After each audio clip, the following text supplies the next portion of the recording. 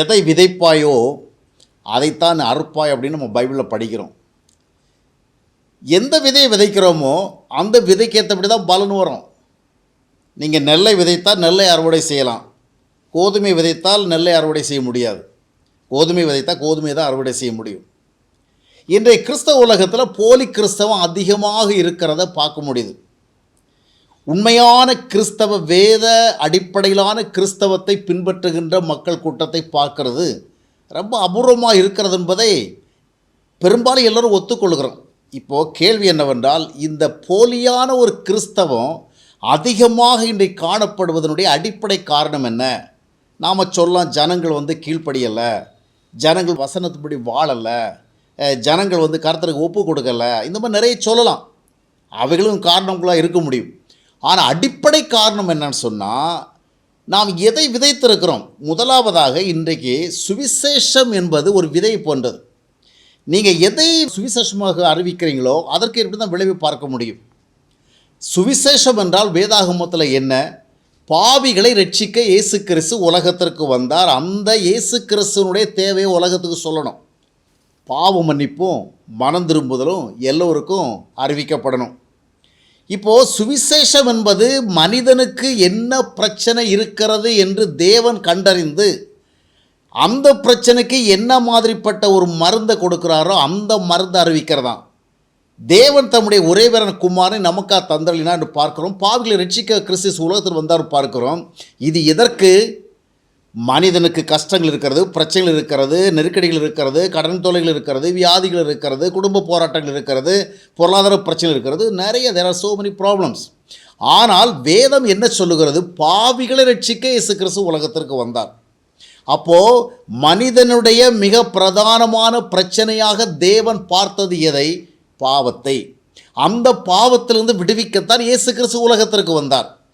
இதை நாம் சுவிசேஷமாக அறிவிக்கணும். இதான் விதை. ஆனால் இன்றைக்கு பெரும்பாலும் என்ன நடந்து கொண்டிருக்கிறது? கடந்து போன ஆண்டுகளிலும் நாம் கவனித்து பார்க்கும் பொழுது, சபைகளாக இருந்தாலும் சரி, சுவிசேஷ ஸ்தாபனங்களாக இருந்தாலும் சரி, மிஷனரி ஸ்தாபனங்களாக இருந்தாலும் சரி, பெரும்பாலும் அறிவித்த சுவிசேஷம் என்ன? பாவிகளை ரட்சிக்க கிறிஸ்து இயேசு உலகத்திற்கு வந்தார் என்ற சுவிசேஷத்தை அல்ல, மனம் திரும்புதலை குறித்த சுவிசேஷத்தை அல்ல, பாவ மன்னிப்பை குறித்த சுவிசேஷத்தை அல்ல. தேவன் இந்த உலகத்தில் உள்ள பாவிகளை எல்லாம் அவருடைய பிள்ளைகளாக மாற்றுவதற்கு செய்த ஏற்பாட்டை அறிவிக்கிற சுவிசேஷம் அல்ல. மனுஷனுக்கு கஷ்டம், பிரச்சனை, நெருக்கடி இப்படி நிறைய இருக்கிறதா? இதற்கு ஒரு தீர்வு வேணுமா? இயேசுநாதரை ஏற்றுக்கொள். வியாதியிலிருந்து விடுதலை வேணுமா? இயேசுநாதரை ஏற்றுக்கொள். உனக்கு கஷ்டம் நீங்கணுமா? இயேசுநாதரை ஏற்றுக்கொள். பிரச்சனை நீங்கணுமா? இயேசுநாதரை ஏற்றுக்கொள். இதைத்தான் நம்ம சுவிசேஷமாக அறிவித்தோம். இது எல்லா மதங்களிலும் இருக்கிறது. இப்போ நாம் நினைக்கலாம், ஒரு நாம் மதம் சுவிசேஷம் சொல்கிறோம். சுவிசேஷத்தை சொல்ல வேண்டிய விதமாக நம்ம சொன்னால் இந்த சுவிசேஷம் எந்த மதமும் சொல்லலை. ஆனால் இன்றைக்கு பெரும்பாலும் கிறிஸ்தவ சுவிசேஷம் எது? மனிதர்களுடைய கஷ்டங்களுக்கு கடவுள் ஒரு தீர்வை கொடுக்குறார். நீ கடவுளை எதுக்கு தேடணும்? உன் கஷ்டம் தீர்றதுக்கு. இது எல்லா மதத்துலையும் இருக்குது. எல்லா மதங்களையும் நீ இந்த பூஜையை பண்ணு, இந்த விதமாக தோஷம் தீர்த்துக்க, இந்த மாதிரி பரிகாரம் பண்ணு, இந்த கோயிலுக்கு போ, இந்த வழிபாடை பின்பற்று, இந்த மாதிரி விரதம் இரு, அப்போ உனக்கு கடவுள் உனக்கு தீர்வு கொடுப்பார்னு எல்லா மதங்களும் சொல்லுது. அப்போது மதத்துக்கு மதம் சொல்லுகிற விதம் வித்தியாசப்படுது. இப்போ நாம் சுவிசேஷம் என்ற பெயரில் சொல்லும் பொழுது கஷ்டங்கள், பிரச்சனைகள், வேதனை, அது மனிதனுடைய துன்பங்கள், இதைத்தான் சொல்லுகிறோம். அப்போ ஒரு கேள்வி வருகிறது, மனுஷ துன்பங்களை பற்றி நம்ம சொல்ல வேண்டாமா? அது சொல்ல வேண்டும். ஆனால் வேதம் என்ன சொல்ல? சுவிசேஷம் என்றால் என்ன? பாவிகளை ரட்சிக்க கிறிஸ்து உலகத்திற்கு வந்தார். பாவ மன்னிப்பு மனம் திரும்பவும் மனிதனுக்கு சொல்லப்படணும். தேவன் தம்முடைய ஒரே பேரான குமாரனை கொடுத்தார். எதற்காக? பாவத்திலிருந்து விடுவிக்கப்பட. இந்த சுவிசேஷத்தை சொல்லாமல் மனித கஷ்டங்களுக்கான சுவிசேஷம் சொன்னபடினாலே கிறிஸ்துவை ஏற்றுக்கொள்ளுகிறவர்கள் எந்த அடிப்படையில் பார்க்கிறார்கள்? இவரால் நமக்கு ஆசீர்வாதம் ஏதாவது கிடைக்கும், பிரச்சனை நீங்கும், கஷ்டம் நீங்கும், இதைத்தான் மெயின் ஏரியாவில் வச்சிருக்கிறாங்களே அண்டி. நாம் பாவத்திலிருந்து விடுதலை அடைந்து ஒரு மேன்மையான வாழ்க்கைக்குள் வருவதை குறித்த ஒரு தரிசனம் இல்லை. இது முதல் காரணம். நாம் விதைத்த விதை எதுவென்றால், தேவன் எதை பிரச்சனை என்று பார்த்தார் அந்த பிரச்சனைக்கு தீர்வாக கர்த்தர் காண்பித்த மருந்தே அல்ல.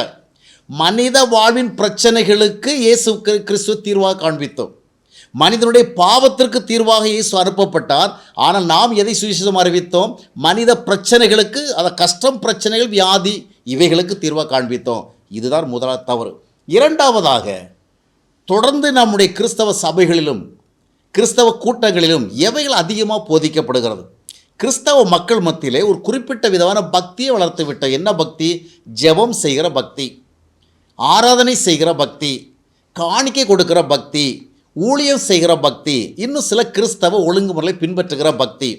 ஆனால் தேவனுடைய நோக்கம் என்ன? அடிப்படையில் மனுஷன் பாவத்திலிருந்து விடுதலையாகி ஒரு பரிசுத்தமான வாழ்க்கை வாழணும்.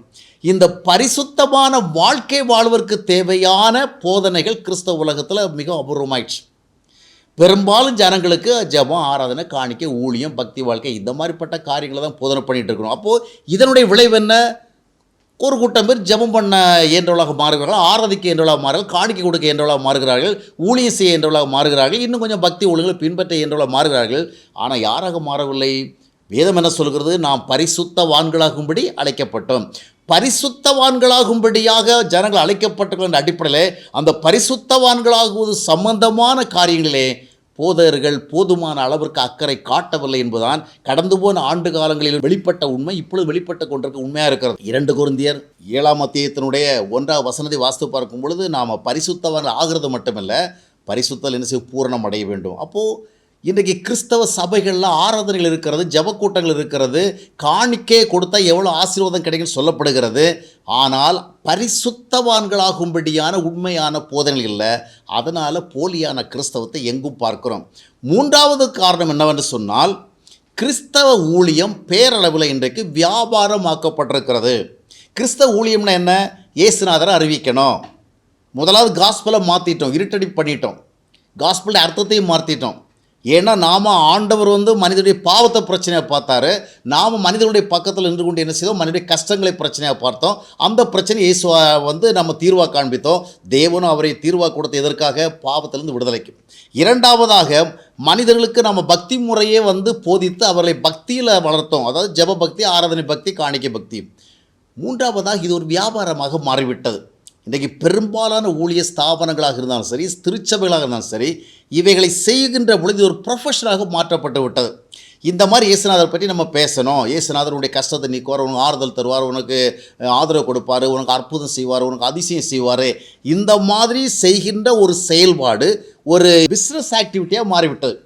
அதனுடைய விளைவாக இப்பொழுது உண்மையான காஸ்பல் இல்லை. ஏன்னா இந்த வியாபாரமாக மாற்றப்படுகிற பொழுது, வியாபாரம் எப்பொழுதுமே மக்கள் விரும்புகிற விதமாக தான் செய்யணும். வியாபாரம் எப்பொழுதுமே ஜனங்கள் எந்த மாதிரிப்பட்ட கமாடிட்டிஸை, ப்ராடக்ட்ஸை வாங்க விரும்புகிறாங்களோ அதுக்கேற்றபடி தான் விற்கணும். அப்போ இன்றைக்கி நாம் அந்த ஊழியங்களை ஒரு வியாபாரமாக மாற்றிவிட்ட காரணத்தினாலே ஜனங்கள் என்ன விரும்புகிறாங்க?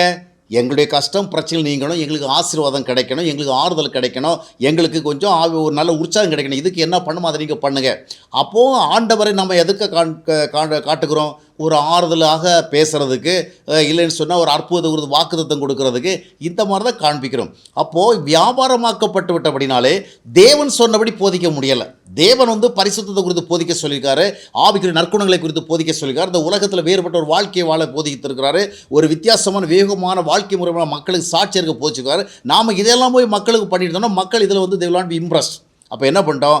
அவங்க என்ன எதிர்பார்க்குறாங்களோ அவங்க நாம் பேசும்பொழுது ஆறுதலாக இருக்க விரும்புகிறாங்க, அற்புதங்கள் நடக்குங்கிற ஒரு நம்பிக்கை கொடுக்கப்பட விரும்புகிறாங்க, அதிசயம் நடக்கும் அப்படிங்கிற மாதிரிப்பட்ட ஒரு கான்ஃபிடன்ஸ் உருவாக்க விரும்புகிறாங்க. இதை தான் நம்ம பண்ணிட்டு இருக்கிறோம். அப்போ ஊழியங்கள் வியாபாரமாக மாற்றப்பட்ட காரணத்தினாலே அடிப்படையான வேத சுவிசேஷம் சொல்ல முடியல. அப்போ 3 தவறுகள் இருக்குது. 1, விதைத்த விதையே சரியில்லை.